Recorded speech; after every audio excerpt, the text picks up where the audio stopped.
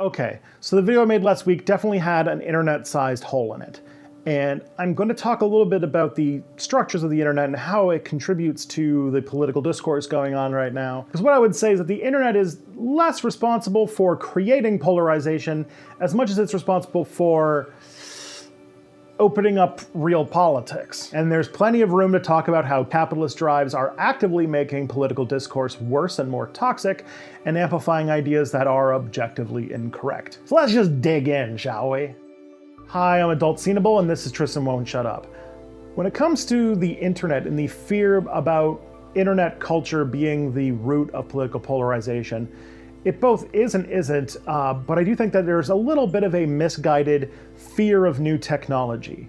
The internet's, decades old at this point, but there is still this idea that social media and the new social network system that we live on the internet is kind of new and scary. And I do think it's important to point out that a lot of the anger directed towards the polarization caused by social media platforms has more to do with the fact that a central liberal elite no longer has complete control over the political discourse. What's important to note is that the way that humans construct reality has a lot to do with narrative. Story is a very, very key thing. You take any form of communications, any sort of advertising, and you'll know that being able to tell a compelling story is key. My video right now, the notes for it that are on an iPad over there, are literally organized in a 3-act structure. And so before the internet really splintered a lot of our constructions of realities,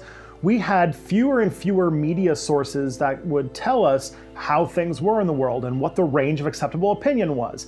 And it was controlled entirely by rich people. And now it's been splintered. There are now many, many different ways for people to interpret the world we live in, and a lot of different political opinions coming from many more different voices. In some ways, that's a good thing, and in some ways, it's not. But there are some things that are making it kind of shitty. First, not surprisingly, if you know anything about me, is capitalism. The sort of original sin of internet content is that everybody wants free, and people are willing to sell their attention to advertisers in order to get services they want without having to pay for them. Which means that for internet platforms and social media platforms, their incentive overall is to do anything possible to keep you on their website so they can keep putting more and more ads in front of you between the content that you crave. Just realized it'd be really, really funny if a mid-roll ad came right as I said that. But let's start by talking about YouTube. YouTube rewards me and other YouTube creators by being able to keep you on the platform for a longer amount of time. By me starting Tristan Won't Shut Up, I'm able to make content every week, which is great. I love the idea of being able to express my opinion and stuff, and I have a feeling it's going to be more successful than Step Back in the long run, because Step Back I make one video a month. In this one, I make videos every week, so it's going to get more watch time pretty soon, and even if I don't spend 2 or 3 weeks reading books in order to inform every single video I do here, it's going to do better because that's what YouTube incentivizes. And what YouTube and its parent company Google have been doing to maintain people on their platform has been overall detrimental to political discourse. I think this is very well-treaded ground, so I don't want to go into too much detail, but the autoplay features and the YouTube recommendation algorithm has been tailored to keep people on the platform as long as possible. And it's gotten them in trouble a lot of times because the algorithm has no moral judgment about anything. It's a computer program, it's literally mathematics, and mathematics doesn't know what's right and wrong. So that means that on a platform like YouTube, you start watching a video about, Minecraft, and the person who is hosting the Minecraft video did a stream with some other person during Gamergate in 2014, 2015, and that guy complained a lot about how the WOMs are ruining the video games. And so because those two names are attached to each other, it thinks, people who watch this will also watch this. And so all of a sudden it's recommending you some right-wing political video. You watch that, and then it says, I see on Ben Shapiro that he interviewed this guy who has thoughts about white nationalism. And then they're like, this person might like white nationalism. Let's give them a try. And so they'll be like, hey, Now that you've went from video games to Ben Shapiro, how about Stefan Molyneux? When I wake up, first thing I do, eggs. And before long, you have people who started by watching video game content who are getting into far-right reactionary politics, conspiracy theories, misinformation, and it has had a tangible effect on our discourse. There's actually a pretty well-documented study about how when this algorithm change was introduced to Brazil, it led to the flourishing of reactionary far-right politics, conspiracy theories, to the point where public health officials for Zika virus vaccinations were being threatened, and a far-right reactionary YouTube star is now president of the country. Now, they've obviously had to make some changes in the intervening years as people keep getting radicalized on YouTube and doing mass shootings, but they still function largely the same way, and radical right-wing creators on YouTube are starting to get banned, but they're not gone yet. But what I will say is that if you're interested in this topic, I'm just going to point down to the description and you can check out an episode of the podcast Behind the Bastards that describes more about how YouTube became what I think is described as a Nazi machine. And Facebook, with its motto of breaking things, has caused a lot of problems and been very, very hesitant to fix it. One of the things that's being discussed now is that after a murder in Kenosha, Wisconsin, by a 17-year-old radical right-wing teenager, has gotten Facebook in trouble because they have reports from meetings where they intentionally drag their feet on these issues. Why are they doing this? Well, because if they have their group identity built around a community on Facebook, they keep going to Facebook. When you go to Facebook, you get to see ads for, I don't know, a Kickstarter that makes a Roomba for your cat's litter box. And that 10 cents adds up. Facebook's a very, very, very profitable company. One example that comes to mind when we're talking about Facebook and the sort of effect it's had on the discourse is that in Myanmar, they did not hire enough content moderators who spoke Burmese, and so a lot of content on Facebook was allowed to just flourish without really any supervision or any responses to the kinds of stuff that was happening. And that basically resulted in a widespread flourishing of anti-Muslim bigotry and might be no small part responsible for a genocide against the Rohingya Muslim people who live in part of the country. So for years, radical Buddhist monks were basically spreading hate about Muslims in a country where Muslims are being targeted for discrimination and genocide, and Facebook did nothing. Now, what I will say is that this stuff is not new. It's kind of tied to the entire history of mass communication. Like, you had people radicalizing average folks into Nazis as far back as,